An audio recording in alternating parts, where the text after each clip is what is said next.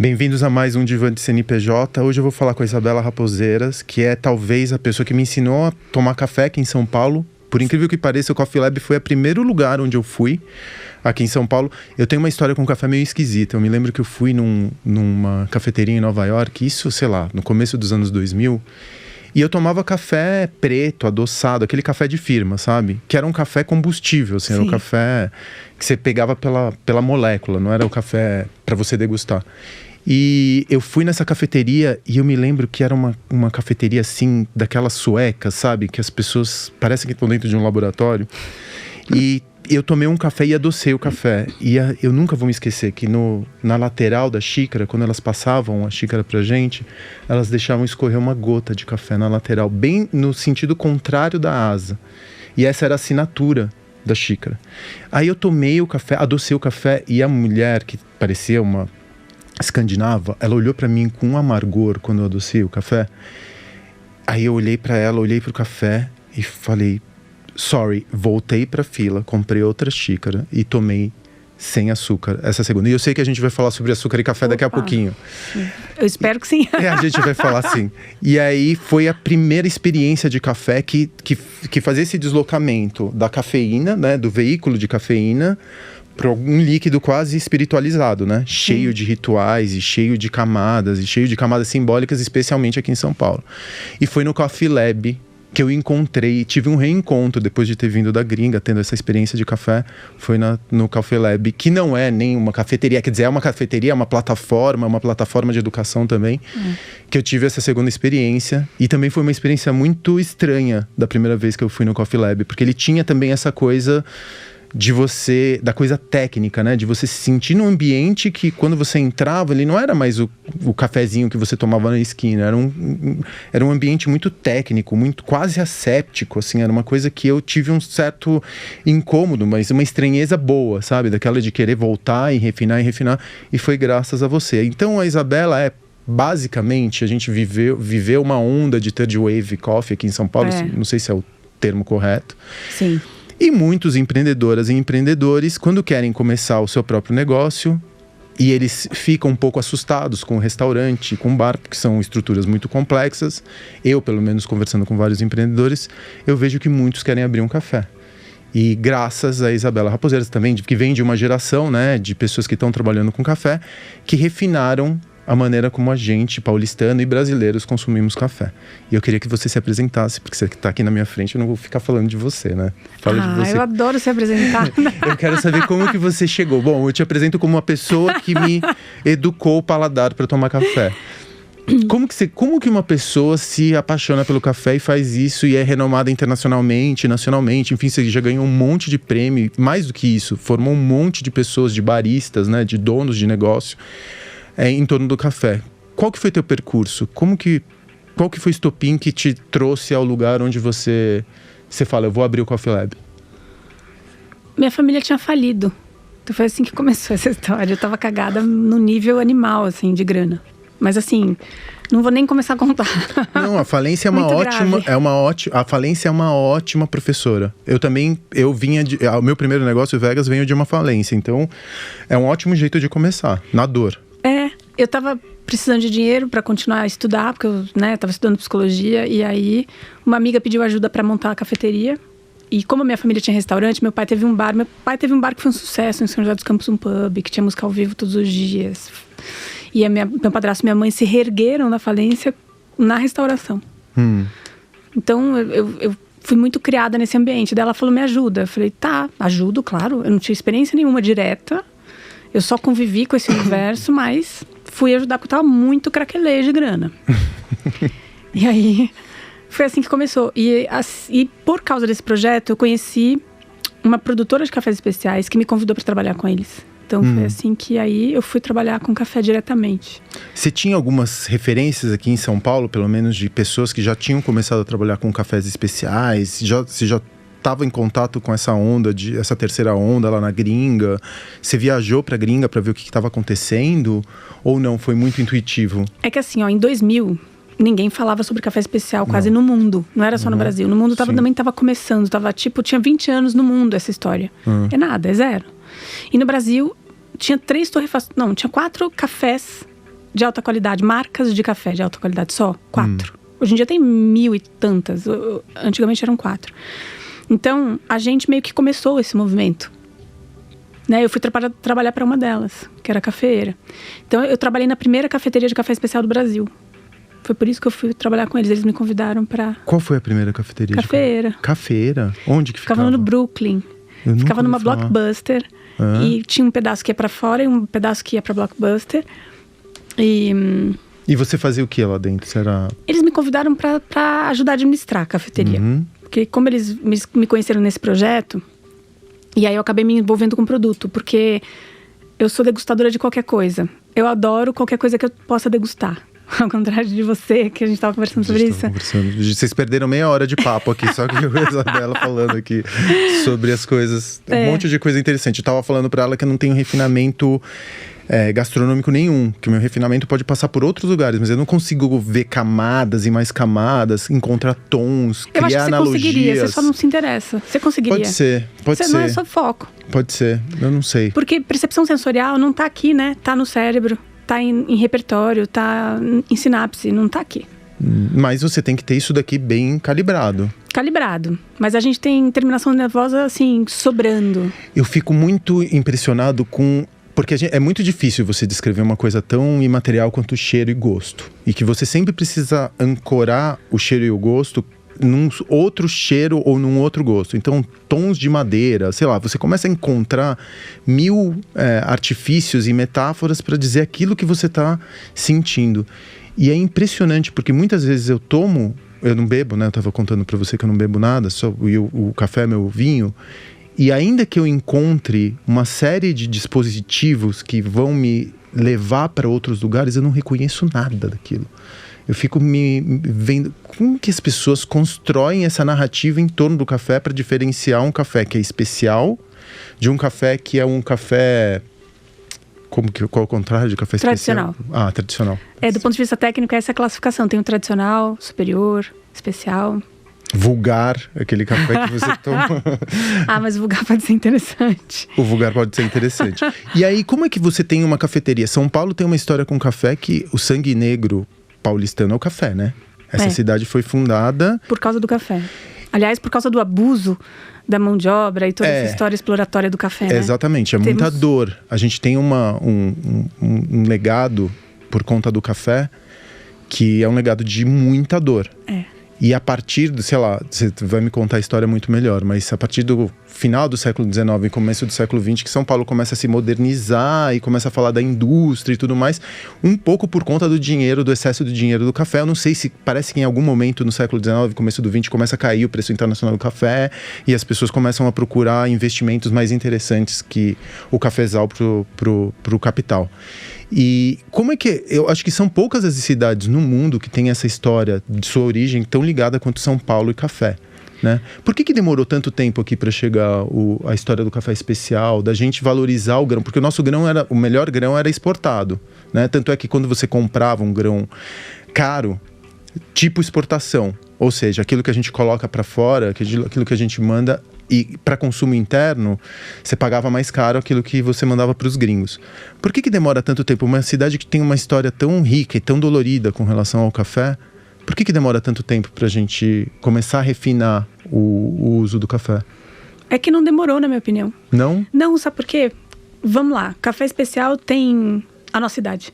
Digamos assim, a primeira vez que alguém falou o termo café especial foi no ano que a gente nasceu. Então, é muito pouco tempo, somos jovens, né? O café também é jovem, né? Somos todos muito jovens. Então, todo esse arcabouço, esse léxico em torno de uma categoria de qualidade desse produto é muito novo. Então, a gente está há 20 e poucos anos só falando de café especial no Brasil. A gente está indo super bem.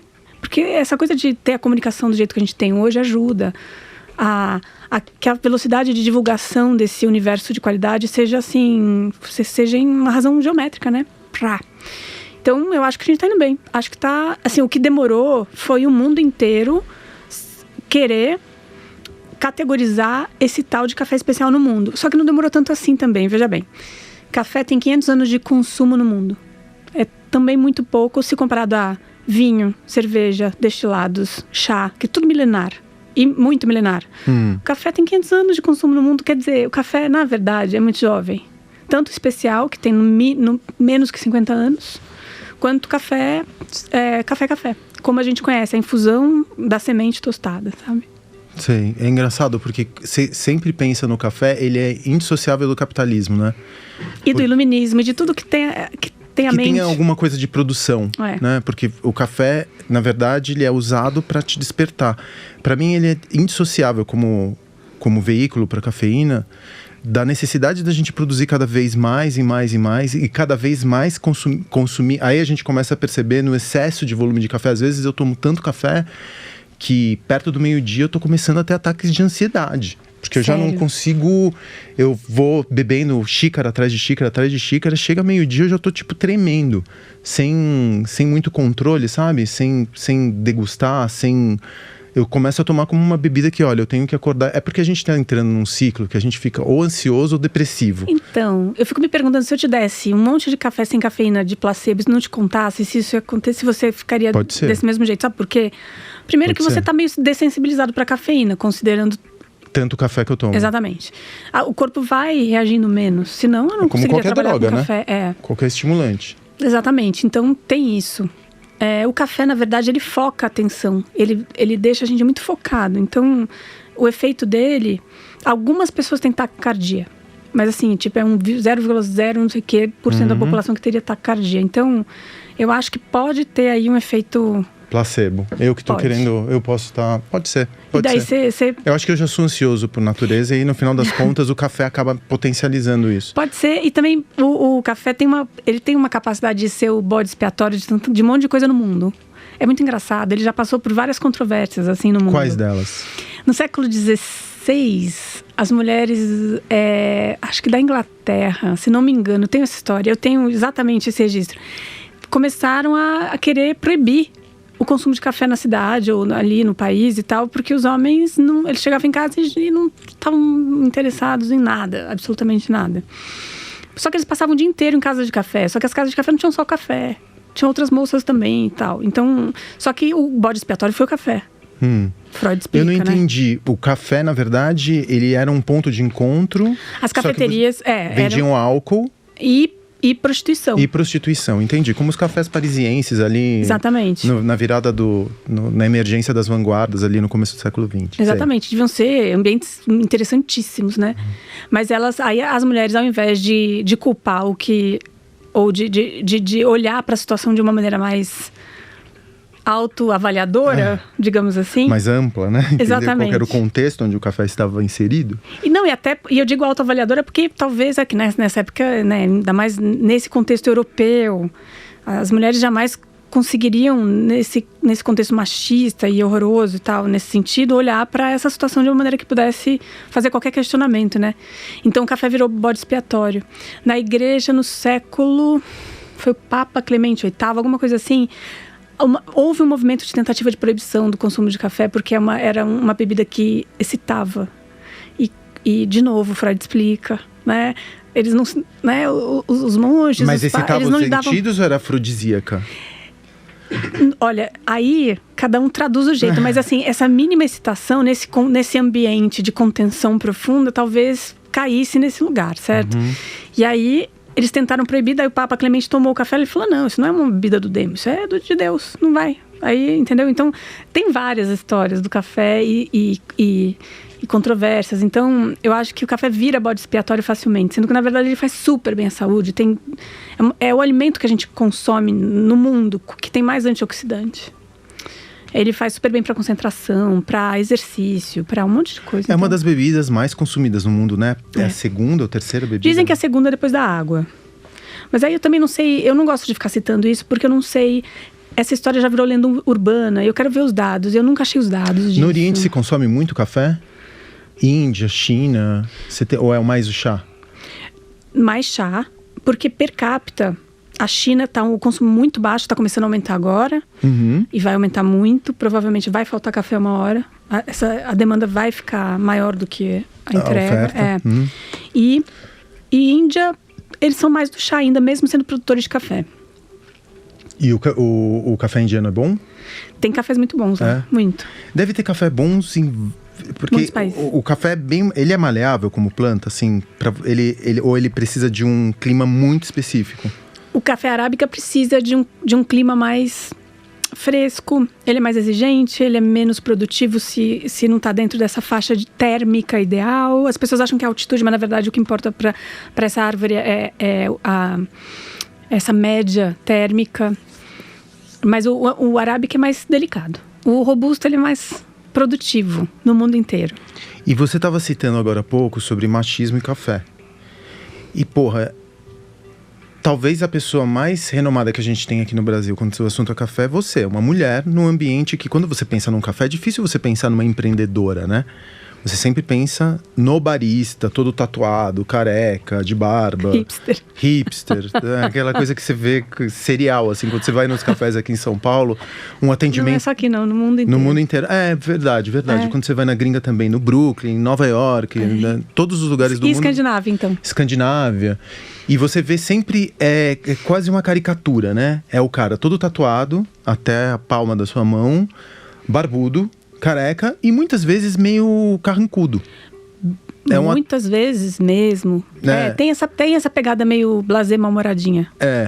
Você encontra em vários lugares aqui em São Paulo esse tipo... E é um atendimento mais... Não vou falar snob, mas ele é mais seco. É um atendimento mais duro, assim. Ele não tem muita... Então, eu acho super blasé. Pra mim é super... inexpressivo quase, sabe? E você já sofreu muita... Você já teve o teu saber questionado pelo fato de você ser mulher? Você já, como mulher, você deve ver isso todos os dias, infelizmente. Mas café e machismo, eles caminham para e passo? Sim. Você tem boas produtoras de café? Agora tem muito movimento para valorizar as produtoras. E toda a cadeia feminina aí também. Eu não gosto de falar cadeia, eu gosto de rede. Eu não gosto de cadeia, eu não gosto da ideia de cadeia. Uhum. Para nada, para alimento. Eu questiono super esse termo.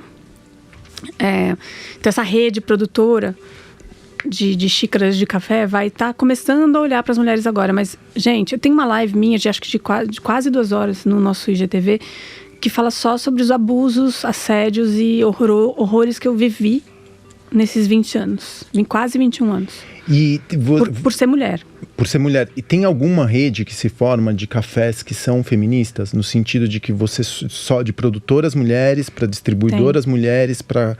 Tá começando a ter esses grupos, tá começando a ter iniciativas que privilegiam mulheres, produtoras, mulheres torrefadoras, sabe? Eu resisti muito... Durante muitos anos a fazer parte de qualquer movimento. Tenho a WC, como é que é? É um World, não sei o quê. É uma instituição só de mulheres também do café mundial. Tem vários movimentos. Agora, eu resisti muito porque... E por quê? Então, porque eu não queria que isso fosse nem o pano de fundo, nem a bandeira. Eu queria... eu tive que provar que eu estudava mais e que eu tive que me provar mais, com certeza, do ponto de vista de conhecimento e tal. Eu tive episódios horríveis ao longo horríveis, assim, dramáticos, por ser mulher. Talvez por ser mulher jovem também. Bonita. Obrigada, mas eu acho que... E parecer mais nova do que eu sou, na verdade, sabe? Porque eu acho que volta e meia eu tenho que dizer quantos anos eu tenho pra dar uma baixada numas bolas que a gente não quer rolando na mesa, sabe? Isso tudo rola. Ter que provar muito mais e ter que colocar em jogo. Quer ver, ó? Teve vários, a gente fica horas falando sobre isso, mas teve um episódio tragicômico de um empresário do café da década de 90, que tem uma rede de cafeterias até hoje. Ela tá diminuindo muito porque ele não surfou bem na onda do café especial. E daí... Já sei quem você tá. E aí ia fazer... Imagina, eu estava me preparando em Campos de Jordão para fazer uma degustação de café, uma harmonização de café com charuto, que, aliás, é a combinação, na minha opinião, perfeita.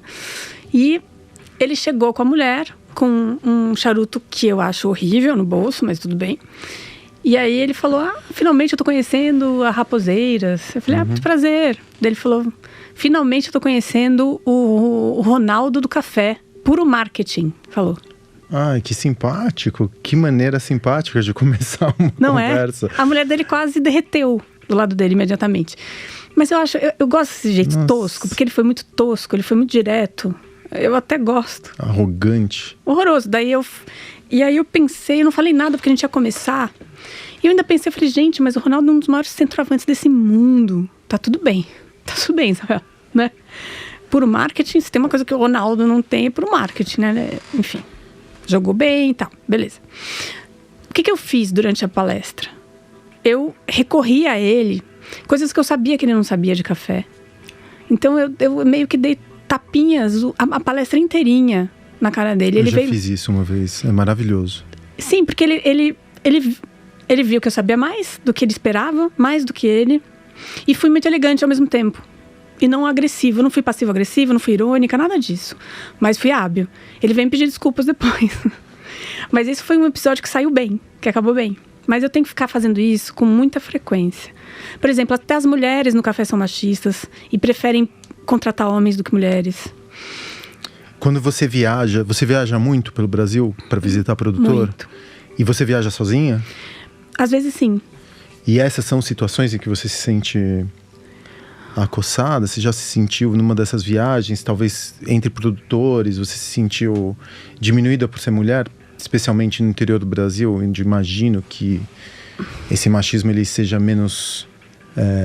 Aqui nas capitais o machismo é um pouco mais refinado, se dá para chamar desse jeito, né? É mais... Não sei se... Bem... É camuflado. Maquiado, né? Eu acho que, por incrível que pareça, o universo que menos me atacou foi o de produtores pequenos. Agora, o dos grandes produtores ricos, aí... Eu já fui assediada fisicamente. O problema é essa porra dessa elite, né? Né? Tudo acaba aí, né? Mas assim, eu já fui agarrada fisicamente. Já te tocaram? Já me tocaram, assim, agressivamente. Abusada? Sim. Não tem outro nome. Abusada. E com a fala de, assim... Você que me provocou. Você que queria. Essa pessoa tinha certeza que ia me comer. Pode falar isso aqui? Pode, óbvio. Tinha certeza. Inclusive, depois eu fiquei sabendo do bastidor dessa né? E realmente houve todo um papo de essa você come fácil, e ele já foi para essa reunião mal intencionado e me agarrou na frente de outro homem. Você tá me falando... Eu não sei, desculpa, sinto muito. Eu também. Sinto por todo mundo. Mas assim, e ele não me comeu, óbvio. E ficou pra ele. Aí ele criou um problema pra ele, né? Daí, mas enfim. Nossa, que sangue frio, Isabel. Eu teria colocado um BO contra um imbecil. Mas eu era muito nova. Sim, a gente não tinha também muita consciência, né? O meio cafeiro me atacava muito. Eu tive apelidos no meio cafeiro, tipo a destruidora de lares. Imagina, eu era noiva, quieta, nesse sentido. Pelo menos eu era uma pessoa bem quieta, tava noiva. Mas eu era destruidora de lares. Tinha caso com muita gente na boca das pessoas. Então eu tive que... E é engraçado que até hoje as pessoas não conseguem atacar o meu trabalho. Então atacam outras coisas, sabe? Assim, ainda acontece um pouco disso. Assim, Você já se machucou muito por conta disso? Por conta de haters? Por conta de fofoca? Hoje, teve uma hora que você falou, quer saber de uma coisa? Eu tô incomodando, então eu acho que eu tô no caminho certo. Ou nunca não, até hoje, ou até hoje você fala, puta, dói.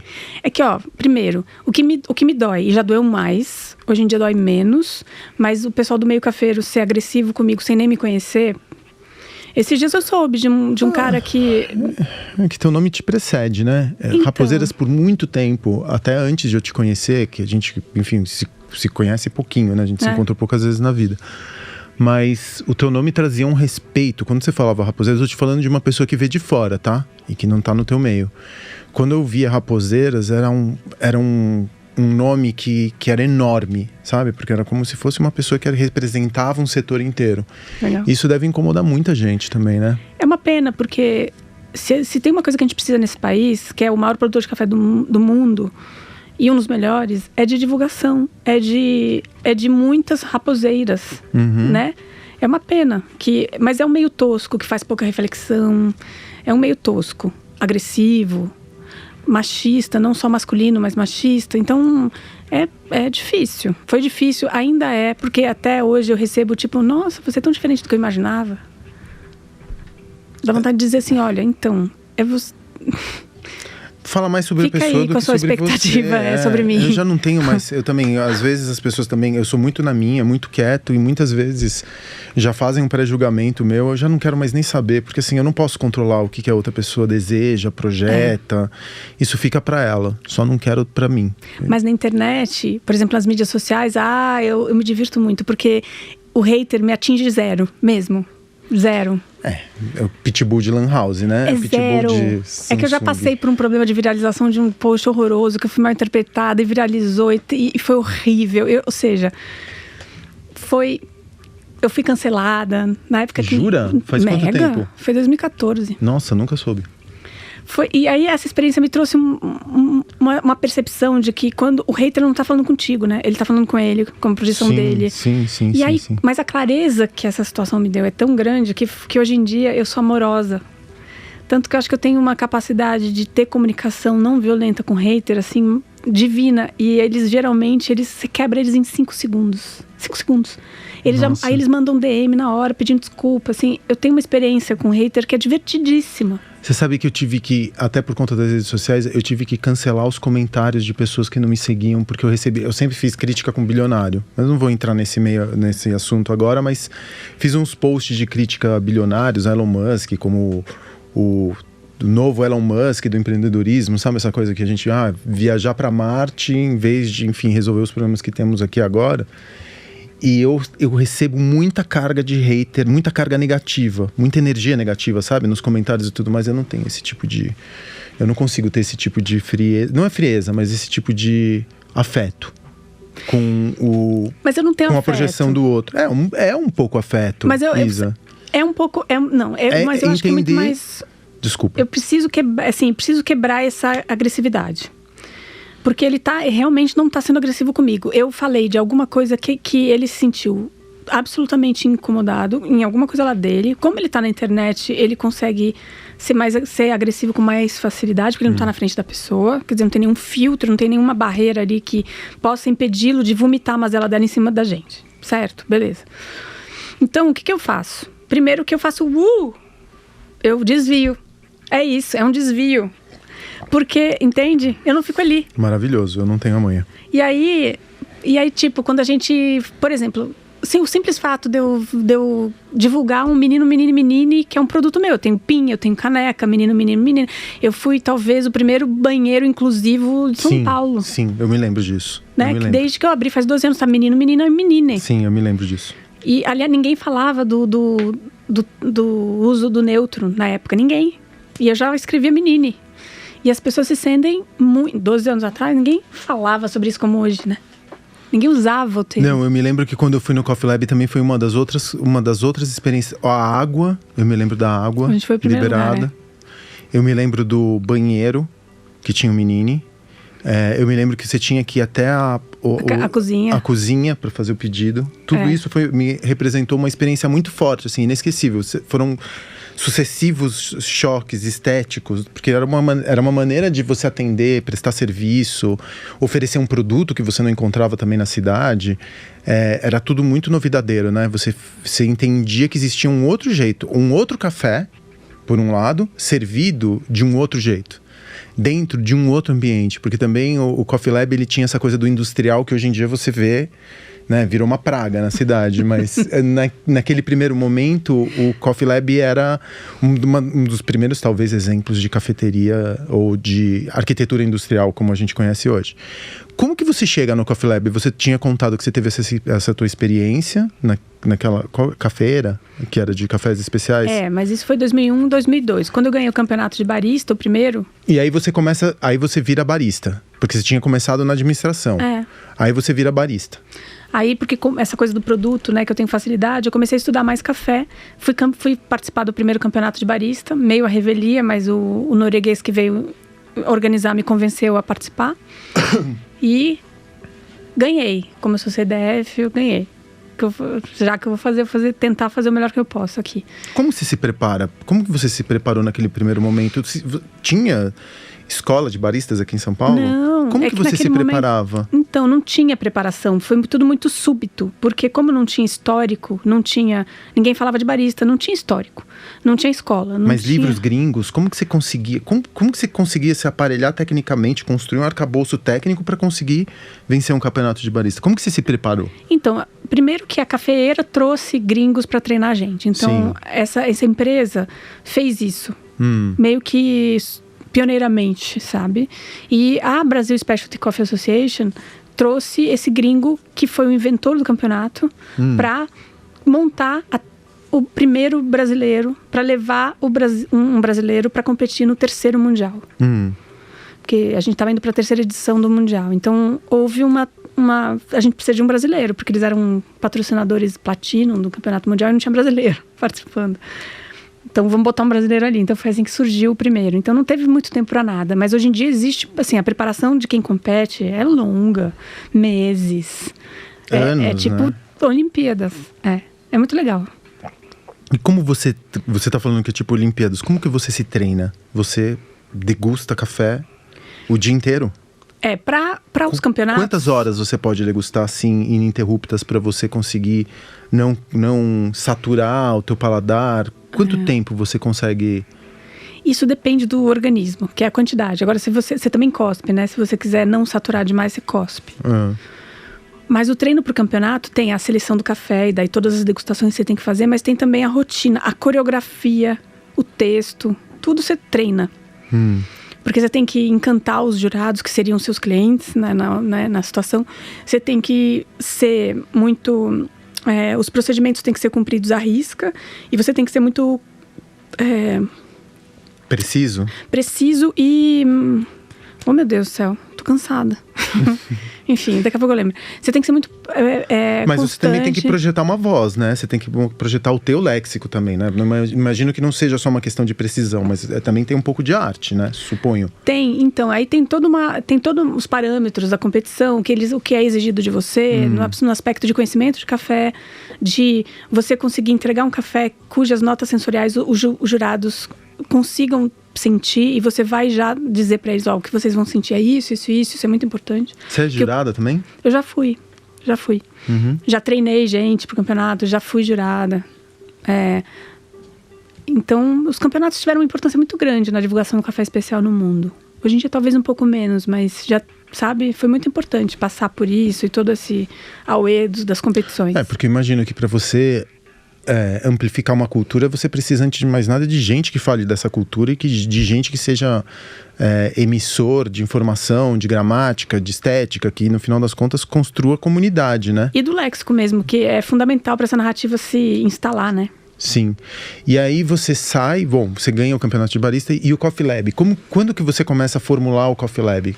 Qual que é o estopim? Você disse que não tem sócio, né? Nem sócia no Coffee Lab. E quando que você começa a dar formatação para o negócio do Coffee Lab? Para você chegar na ideia do banheiro? Onde que você viaja para gringa? Não, você faz aqui mesmo? Como que você começa a orquestrar o cenário onde esse café, que já fazia muito parte da tua vida, ele vai ser o protagonista? Eu tinha escola, né? Em 2004 eu abri a escola. Então, desde 2004 eu tinha escola. Aí... eu quase fali de novo. Mas daí fui eu. Porque eu levei um cambão num projeto gigante, quase fali. Daí vendi o carro que eu tinha, paguei tudo. Já estava sem cliente. E aí eu falei, eu tenho isso aqui na conta. Eu vou estudar torra, que é o que eu mais gosto. Eu adoro torra. A gente desenvolveu uma metodologia, etc. de torra. O que é a torra? Desculpe-me, eu sei o que é a torra, mas por que você gosta tanto da torra? É na torra que você se expressa com relação ao grão? É da torra que você tira aquilo que o grão tem para falar? Conta para mim, por que você acha a torra tão importante? Primeiro porque é um momento muito crítico dessa rede toda que acontece por trás de uma xícara. É um momento crítico porque em 5 segundos você pode destruir compostos muito importantes. Que o cara demorou meses para construir na produção. Então é crítico. E para você torrar café bem, você tem que conhecer toda essa rede muito bem. Produção, método de preparo, cultura de consumo. Você tem que provar café muito bem, você tem que ser disciplinado, você tem que ser sistemático. Quer dizer, eu acho encantador esse universo que ronda a torra, porque ele é muito complexo. É da torra que você tira o que o grão tem para falar. Ou você expressa tudo que ele tem, ou você quando ele não tem muito para expressar, você constrói compostos também. Entendi. E você pode destruir em segundos. É edição, né? É como a edição do filme. Pode ser. Então eu acho muito fascinante, torra. E aí eu fui estudar, peguei esse resto de dinheiro que eu tinha e fui estudar com os 2 caras que eu admirava muito, que já me conheciam, o povo já me conhecia no universo assim mundial. Aí fui estudar na Dinamarca com um e na Noruega com outro. Que são 2 caras fodas de torra de café, são 2 dos principais, assim. E aí fui estudar um pouco mais com eles, voltei com o projeto do Coffee Lab sem nenhum dinheiro. E aí foi assim que surgiu o Coffee Lab, que era para ser uma extensão da minha escola e um laboratório de torra. E eu sabia que tinha cafés inexplorados no Brasil e que eram maravilhosos. E eu sentia falta de metodologia e de sistema, porque essa coisa da torra de café especial estava muito indo para um lugar artesanal no mau sentido, sabe? Que é displicente com método. E torra não pode ser displicente com método. A gente está falando da mesma coisa de sorveteria, de panificação e de confeitaria, que tem que ter precisão. Torra de café também. E eu achava esse universo do café especial ainda muito chupchura nesse sentido, sabe? Sim. E isso me dava muito incômodo. Então, o Coffee Lab surgiu não para ser uma cafeteria, não era para ser. Era para ser um laboratório de torra. Eu queria até fornecer café para alguns restaurantes para meio que pagar esse custo, mas também não tinha pretensão muito grande disso. E aí, eu me lembro que eu abri na Cônego. Sabe onde é o Boca de Ouro? Sei. Aquela foi a primeira casinha do Coffee Lab. Eu não sabia. Eu tava lá. Eu não sabia, eu adoro Boca de Ouro. Eu entro naquela casa, eu conheço cada barulho daquele piso, cada canto, assim, até porque eles não mudaram muita coisa. É muito legal ir lá, pra mim, assim. Além de eu gostar deles e tal, aquela casa eu fiquei quase 5 anos lá. Nossa, que demais, eu não sabia disso. E foi lá que o Coffee Lab nasceu, como torrefação. E aí eu tinha 3 mesas e as pessoas chegavam lá e aí eu fazia rituais. Porque pra mim, talvez porque eu seja psicóloga, talvez porque eu pense como as pessoas apreendem as coisas, o que pra mim é óbvio porque eu sou profissional, pra uma pessoa que não tem o mesmo repertório que eu, não é óbvio. E nem tão pouco fácil de compreender ou de nomear. E aí eu fazia rituais, porque na comparação você consegue, mesmo sem repertório, adquirir repertório ali. E eu me lembro que naquele ano mesmo a Helena Galante indicou a gente para a melhor cafeteria. Sem ser. Mas você vendia xícara? A gente começou a vender só para meio que pagar o custo ali, sabe? Assim, uma coisa meio realmente displicente. E aí, por causa dessa indicação da Veja, eu falei, será que eu sou uma cafeteria então? Sabe assim? E começou. E a gente naquele ano, com 4 meses de idade, 3 mesinhas naquela casinha, a gente ficou em segundo lugar. Aí eu falei, bom, então tá, temos alguma coisa aí. Aí eu fui pra Vila. Daí eu procurei um ponto maior e fui pra Vila, onde a gente tá até hoje. Pra levar a escola também. E a gente tava começando a torrar mais pra restaurante, porque os restaurantes todos queriam usar nosso café. Então esse volume começou a aumentar em todos os sentidos. Aí eu falei, bom, então aqui eu vou me tornar uma cafeteria. E a causa... E naquela época você tinha quantas cafeterias de cafés especiais em São Paulo aqui? Você tinha o Suplicy ali no Jardins? Tinha o Santo Grão, o Suplicy, Otávio. O Otávio, que foi um experimento também meio megalomaníaco, né? Que ele era gigantesco ali, era um lugar... parecia um shopping center até. Era a sala de RH mais... Né, assim. Era muito... Você entrava ali no Otávio, era muito faraônico. Tinha alguma coisa estranha ali naquele lugar. Eu me lembro dele. Que mais? Era isso, né? Era um pouco isso. Talvez tivesse alguma iniciativazinha assim, mas era um pouco isso. Tinha o Ilbarista. Tinha o Ilbarista. Mas era quase isso. 4, 5 cafeterias de cafés especiais em São Paulo. Daí a gente... Aí o Coffee Lab abriu lá na Vila e aí a coisa começou a tomar um... Mas você nunca deixou de ser uma escola, né? Eu sempre tive a impressão de que o Coffee Lab era uma embaixada, era tipo a vitrine da escola. Do ponto de vista de negócio, assim, como empreendedora, o que era mais rentável? A escola ou o Coffee Lab? O que te dava mais grana? Rentável a escola, sem dúvida. Porque nesse guarda-chuva escola tem consultoria, tem evento e tem as próprias aulas. Então, serviço, sem dúvida nenhuma, é mais rentável. E a gente se tornou a maior escola do mundo de café. Porque talvez porque eu entenda que dar aula de café não é só saber sobre café, é saber sobre pedagogia, sabe? Psicologia. É você ser uma escola, de fato. Isso. Mas vocês formam baristas e empreendedores também? Vocês têm os dois módulos? Você tem módulo barista e módulo empreendedor? Um dos nossos cursos mais... A gente tem os cursos de barista e o de gestão de cafeterias como nossos maiores sucessos, assim. Uhum. E tem para amantes também, tem curso de torra que está sempre lotado, mas de qualquer maneira a gestão, que é uma coisa que me encanta profundamente, talvez porque eu nunca quis ser empresária também e acabei sendo e tendo bons, né, bom desempenho sendo empresária. Eu descobri que eu tenho vocação e nunca quis, mas tenho vocação, né? É louco, né? Porque você nunca montou uma rede, né? E planos de expansão, imagino que muita gente chegou até você e falou assim, muitas propostas no mundo inteiro para você montar planos de expansão. Por que você não ampliou? Eu acho lindo quando você é pequeno por design, sabe? Fala assim, eu sou feliz com o que eu tenho. Eu sou Santa Luzia, né? Exatamente. Eu tenho um ponto, meu negócio, porque você fez uma coisa que hoje em dia eu tô começando a me dar conta, assim. Os lugares que eu monto, trabalhar com varejo é muito difícil, né? O preço das coisas muda o tempo inteiro. Se você erra na tua ficha técnica, você leva uma bolada nas costas. Você tem que lidar com gente. Lidar com gente é sempre complicado. Não importa se são seus colaboradores, seus clientes. E no serviço é uma coisa limpa, né? Uma coisa limpa no sentido de que você aplica um determinado esforço que é construído a partir da tua autoridade dentro do varejo e cuja rentabilidade muitas vezes é incomparável com o varejo, porque a quantidade de dinheiro que mesmo um restaurante como Arcos, um bar como Arcos, que é super bem sucedido, a quantidade de dinheiro que ele deixa no final do mês, tendo uma rentabilidade boa, maior até que do mercado, às vezes não chega ao preço de uma consultoria, né? O valor de uma consultoria que eu cobro.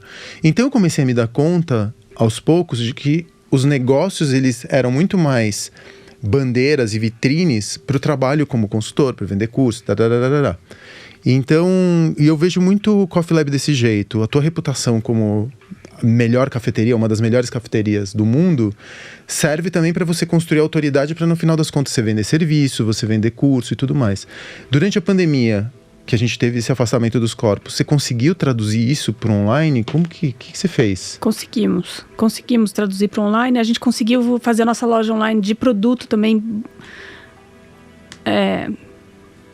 Cresceu, assim... O faturamento do Coffee Lab, durante a pandemia, caiu muito? Muito. Mas mesmo você tendo online, mesmo você conseguindo vender grão, mesmo você conseguindo... Sim, a gente foi para 1/3. O que tá ótimo. Esse 1/3 agora que você voltou, ele se mantém? Ou ele caiu também porque as pessoas estão voltando a... Não, então a gente conquistou fatiazinhas que a gente não estava mexendo antes. Então, a gente, na verdade, agregou. Então foi ótimo, foi muito bom. Porque eu tenho uma coisa com lixo, que eu tenho um problema com descartáveis, com lixo muito grande. Dois. Eu tô tomando uma decisão muito difícil, que envolve um risco de segurança no Cine Joia. A gente estava discutindo sobre isso, plástico. Eu não consigo mais gerar plástico. E não adianta, quando eu vou numa padaria, eu não pego plástico. E agora eu também sou um grande gerador de plástico, porque restaurante bar, né? Gera muito lixo. Garrafinha de água, esse tipo de coisa. Por isso que a gente não vende água no Coffee Lab. Quer dizer, a gente vende água em vidro e assim mesmo é cara. E a gente dá água, porque eu não queria produzir lixo. E também porque eu acho que você tem que dar água potável. É um direito, né? Um direito universal, assim. Eu também concordo com você. Você vai na minha casa, eu vou te dar água. Sim. Se você quiser comprar água mineral Shores Brothers, Chuptura, vai lá e compra. Eu tenho uma opção só. E não quero que você compre também. Porque a gente tem água potável aqui, beleza. Mas o delivery, to go, essas coisas eu nunca tive por causa de lixo. É claro que na pandemia eu tive que ter. Eu chego assim a cortar restaurantes da minha lista por conta da quantidade de embalagem que eles mandam, sabia? Tem restaurante que até por conta do risco de saúde coloca a comida num saco plástico, aí vem um saco plástico em cima, eu olho para aquilo, eu peço só uma vez, eu não consigo, eu acho que é uma coisa que vai começar a acontecer com as pessoas. A gente vai começar a ver plástico de um jeito que é tóxico, porque a imagem que o plástico está deixando por conta da contaminação por microplástico, por conta, enfim, da mudança climática e tudo mais, plástico está virando uma coisa muito negativa na minha vida. Eu não consigo ver plástico, mas eu não consigo pedir nada que venha em plástico. Eu evito, por exemplo, chego num restaurante, eu não vou pedir uma água, porque eu sei que essa água vai vir num plástico. Então, lá no Joia, até tá te falando, é uma casa de show. Mas eu não vou mais servir drink, nada em copo de acrílico. Vou servir no vidro. Não, no vidro. E que seja o que Deus quiser. Tem um risco de segurança alto, né? Mas eu vou tentar. Mas vamos ver, né? Quero ver. Vamos ver. Porque isso era uma coisa, mas essa coisa do delivery, hoje em dia, pro café foi muito bom, porque eu sempre falei que o melhor jeito de comprar café é pela internet ou na sua cafeteria local, café especial. E a pandemia ensinou que tudo bem comprar café pela internet para as pessoas, café especial. Então isso foi muito bom, a nossa loja online bombou. Você tem serviço de assinatura, não? Eu fiz uma vez para testar, as pessoas gostaram, mas não clube, assim, recorrência. E isso é uma coisa que a gente vai voltar. Mas eu preciso ter mais apoio na parte tecnológica de e-commerce, assim. Eu quero fazer isso direito, então eu tô vendo as alternativas, sabe? Para voltar com essa recorrência. Você faz tudo, né, Isabela? Tudo. Então, tudo que diz respeito ao Coffee Lab passa por você? Passa. Quantos funcionários você tem hoje no Coffee Lab? 20. É bastante gente. Você está dizendo entre baristas, atendimento, faxina e gente que cuida de marketing, tudo? Tudo. É que eu queria ter menos gente, mas assim, eu queria que não tudo passasse por mim. Mas como eu sou uma empresa pequena, com recursos pequenos, eu ainda não consigo ter pessoas... E olha que a gente paga super bem, mas talvez o Coffee Lab não atraia pessoas tão qualificadas quanto uma enorme empresa, uma corporação, você entende? Eu tenho... Olha só, esse final de semana, sexta-feira passada... Não, foi na sexta-feira. Eu tava precisando de uma pessoa para me ajudar no marketing, porque eu também tenho 8 empresas. Eu vi que você postou. E 8 empresas e somos em 3 para cuidar do marketing das 8 empresas. Eu e mais 2 pessoas.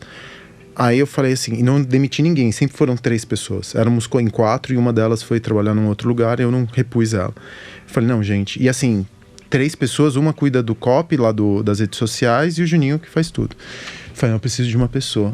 Eu postei até que o salário que eu posso pagar é um salário relativamente baixo, mas eu também tinha que dar um monte de contrapartida. Eu falei, não tem horário, enfim. Você sabe quantos e-mails eu recebi? 1.500 em 72 horas. Eu acho que está acontecendo, por que eu estou te falando isso? Eu acho que está acontecendo uma mudança, especialmente nos mais jovens, que eles estão conseguindo entender que se você não oprime enquanto empregador, isso vale dinheiro. Não tem gente que está disposta a ganhar menos, mas ser livre e trabalhar, entre aspas, com propósito, ou trabalhar com coisas que são legais, do que você trabalhar numa grande empresa, ganhar 50% mais, mas no final das contas ser oprimido por um chefe bosta, sabe? Sem dúvida, eu acho que essa geração, essas duas, né, os millennials jovens e a Z, estão vindo muito com essa pegada. Enfim, é uma coisa que me ocupa muito, como gerir essa galera? Isso me ocupa diariamente. Muito. Porque eu quero o desafio, porque eu acho que é uma pororoca, tá? Eu acho que a gente tá vivendo uma pororoca. O modus trabalhandi, o modus operandi de trabalho, ele é muito ainda das antigas. Aí vem essa galera com uma percepção e com uma relação com o trabalho que eu não acho muito saudável. Por que você não acha saudável? Porque eles projetam no trabalho uma expectativa de sentido que é irreal, na minha opinião ainda. Tá muito, assim... A expectativa que eles depositam no trabalho é quase parental, assim, e de sentido de vida. Pelo menos no Coffee Lab acontece muito isso e eu vejo em outros clientes também. É porque o café também, talvez seja uma coisa do Coffee Lab, porque o café tem uma coisa de ser missão de vida, né? Tem muita gente que vai... É difícil você ver uma pessoa que quer abrir um café, por exemplo, que não seja completamente apaixonado pela cultura do café, porque o café se aproxima muito... Será que não é uma coisa do café? Pode de você ser. Encontrar no café... Porque a gente sabe que um café, se você for... A gente vai falar sobre negócios daqui a pouquinho, mas se você for abrir só uma unidade, vai ser difícil de você ter uma vida de classe média alta, né? Difícil. Uma única unidade, numa cidade... por mais que seja uma cidade cosmopolita, uma única unidade não vai te dar grana suficiente para você viver com folga, né? Você vai ter que ter uma vida mais comedida. E tem muita gente que se lança nessa aventura porque é completamente apaixonada pela cultura do café. E eu atendo vários empreendedores e muitos deles querem abrir cafés. E quando você vai perguntar por que você quer abrir um café, ou por que você está apaixonado pelo café, eles remetem a uma estrutura social que existe nas grandes cidades cosmopolitas, e eles entendem isso como um suporte de modernidade. Quando o café, dentro das megalópolis, ele está começando a se fundir com outras estruturas, né? Você vê muito café, por exemplo, com livraria. O café, ele está virando uma unidade meio simbiótica com outros negócios. Estou falando besteira? Não, não tá. Mas tem uma expectativa, as pessoas... Eu tenho um grupo que eu faço desde a pandemia. No começo da pandemia eu criei o TAG, né? Que é o Terapia Empresarial em Grupo. Olha, divã de CNPJ, tudo a ver? Vou te chamar para ser co-host aqui. E tem sido uma experiência maravilhosa, porque foi um jeito que eu achei de dar consultoria para empreendedores de cafeterias e os futuros empreendedores com projetos, sem eles gastarem demais. Então, eu atendo de 15 a 20 negócios num período de 4 meses, com encontros semanais e algumas outras atividades. Quanto que você precisa, no mínimo, para abrir um café hoje? Com mínimo de decência? Depende do conceito. Não, eu sei, mas com o mínimo, vai. Você fala assim, olha, eu tenho... Com 200 pau, você consegue abrir? Você consegue, desde que você tenha que abrir mão de algum, por exemplo, de expresso. Por exemplo, você abra uma cafeteria que não tenha expresso. Não, mas eu vou alocar a máquina. Não, você não vai alocar a tua máquina. Você não vai abrir uma cafeteria que você comece onerando o teu ativo, assim. Você não vai fazer isso. Teu custo fixo aumenta. Não faz sentido. Você vai botar isso no fluxo de caixa quando devia estar no investimento? Mas o café, o expresso, ele não é a ponta de entrada do café para o consumidor que não é muito educado? Porque quando você vai falar, por exemplo, de café coado, eu tô falando assim, como ignorante, tá? Por favor, não me mata. Claro. Mas quando você fala no expresso, você fala do café. O café é o expresso, na nossa cultura. Agora, por exemplo, quando eu vou num restaurante, é muito difícil tirar um bom expresso. Você precisa de uma máquina muito bem regulada. Você pode até ter uma Marzocco, mas se ela não tiver sido calibrada, ferrou, fudeu, não vai funcionar. Você tem que saber, precisa de uma mão de obra técnica para operar uma máquina dessas. E aí você vê que o coado, ele tem, como ele é mais... Eu não sei se ele é mais fácil, mas ele tem menos... Tem menor margem de erro. Tem uma menor margem de erro, ele é mais seguro? Tem. Agora eu tô tomando muito coado, mas a minha plataforma era o expresso. Quando você vai para uma cafeteria e você não encontra o expresso, será que você não lê? Essa não é uma cafeteria séria? Eu posso te afirmar que não. Tudo depende Mas eu tô falando da perspectiva do consumidor. Eu também. Até porque eu preciso ajudar os meus clientes a olhar a coisa também sob essa perspectiva. Mas assim, primeiro, 90% do brasileiro prefere café coado. Eu não sabia disso. É a nossa cultura. Aliás, o mundo inteiro, 80% do mundo toma café coado. Tecnicamente, a gente sempre pensa que... A gente tem umas, né, essas coisas do café forte, café fraco, o que o expresso... o xarope do café. Já ouvi tanta besteira nesse sentido, de que falar, não, o expresso, na verdade, é o café potente. E, na verdade, é só... Você pode explicar, para quem não conhece muito sobre café, tecnicamente, o que diferencia um expresso de um coado? Como condutor de cafeína mesmo, no paladar, por que eles são produtos tão diferentes? E eles representam maneiras de tomar o café em lugares diferentes? Bom, são métodos, o coado e o expresso, primeiro que eles são métodos de preparo diametralmente opostos. Primeiro, pela pressão da água. O coado, ele é feito por gravidade. Então, a água não tem pressão. O expresso, a água é super pressurizada, tipo 9 quilos por centímetro quadrado de força. Isso já faz com que você extraia coisas diferentes no expresso. Por isso que ele tem aquela crema, aquela emulsão que se forma por causa da pressão combinada com a temperatura alta da água. Assim como no coado você precisa de temperatura alta também. Primeira coisa é essa. Então, a pressão da água faz muita diferença no resultado da xícara. E a proporção de café para água, que é completamente diferente. O expresso... Mas na quantidade de cafeína por ml é similar? Não, o expresso tem um pouquinho mais. É engraçado que você sempre fala de cafeína no café. E uma das coisas que eu menos lembro que existe no café é cafeína, porque... Porque pra mim é estimulante, assim. Eu falo de cafeína, né? Porque é uma... Pra mim o café, eu vou atrás da cafeína. Mas muita gente, é normal isso, mas... O café, a mesma quantidade de expresso, se você tem um expresso que tem 30 ml, tá? O expresso mais ou menos tem 30 ml, ou deveria ter. Se você colocar 30 ml de café coado numa xícara, ou seja, a mesma quantidade de líquido, o café expresso vai ter um pouco mais de cafeína do que o coado. Acontece que você nunca toma só 30 ml de coado, entende?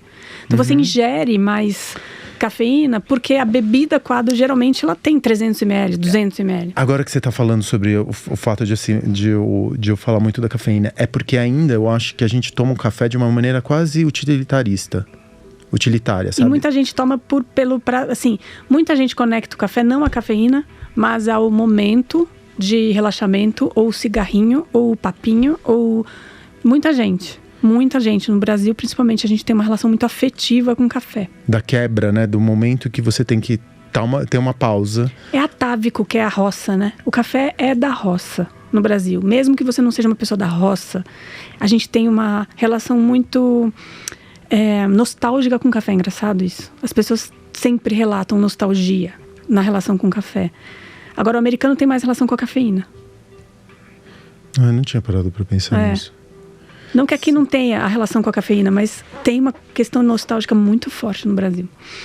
Eu sempre associei o café com a produtividade, assim, era aquela coisa que você toma depois da refeição, porque você começa a ficar mais amortecido por conta do excesso de comida e você precisa de alguma coisa para voltar a lucidez, né, para voltar a produzir. Então, para mim, o café, porque também é um gosto adquirido, né? Sim. Você tomar o café é um gosto que não é como você dá café para uma criança, a criança não é imediato que você vai entendendo o café. Hoje em dia demorou um tempo para, por exemplo, tirar o açúcar, que é uma coisa que é meio polêmica, né? Açúcar e café.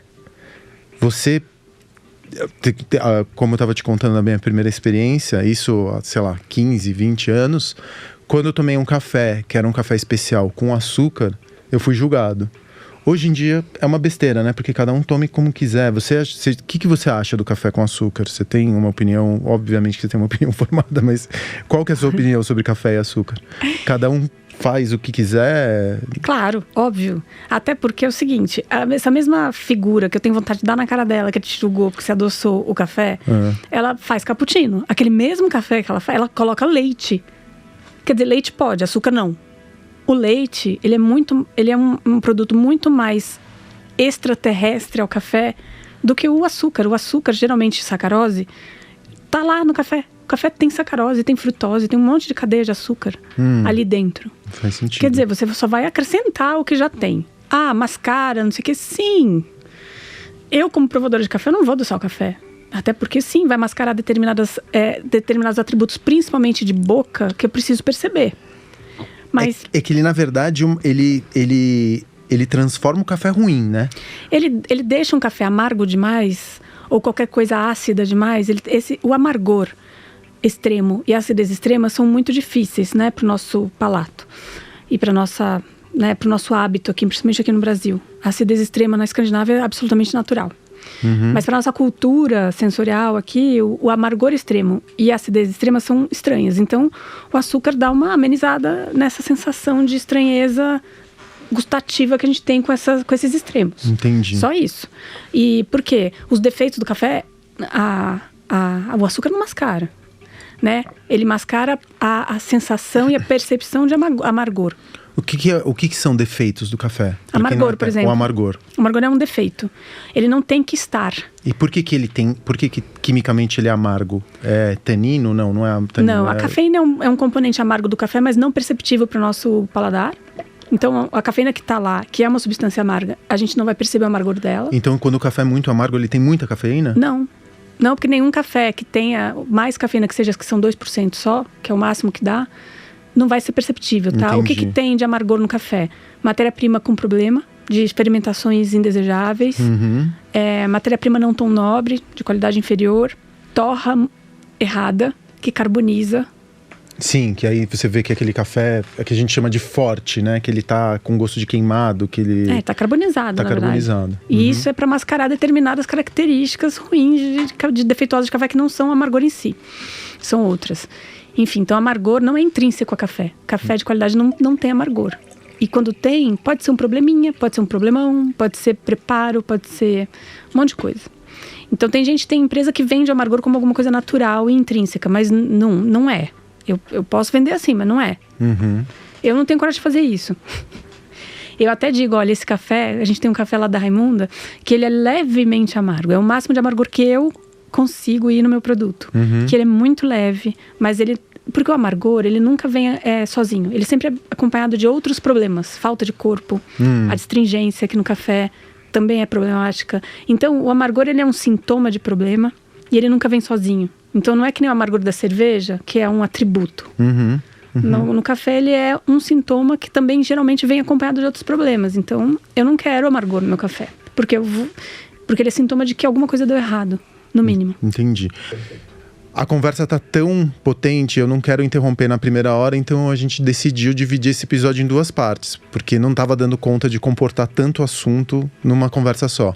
Então, eu vou parar aqui e na próxima semana a gente sobe a segunda parte do Papo com a Isabela Raposeiras, que passou por tudo que vocês podem imaginar, de empreendedorismo, dificuldades, ela como professora, como que ela chegou a ser um dos maiores nomes no café do mundo, e dicas para empreendedores que estão a fim de montar seu café e estão a fim de começar seu negócio nesse campo.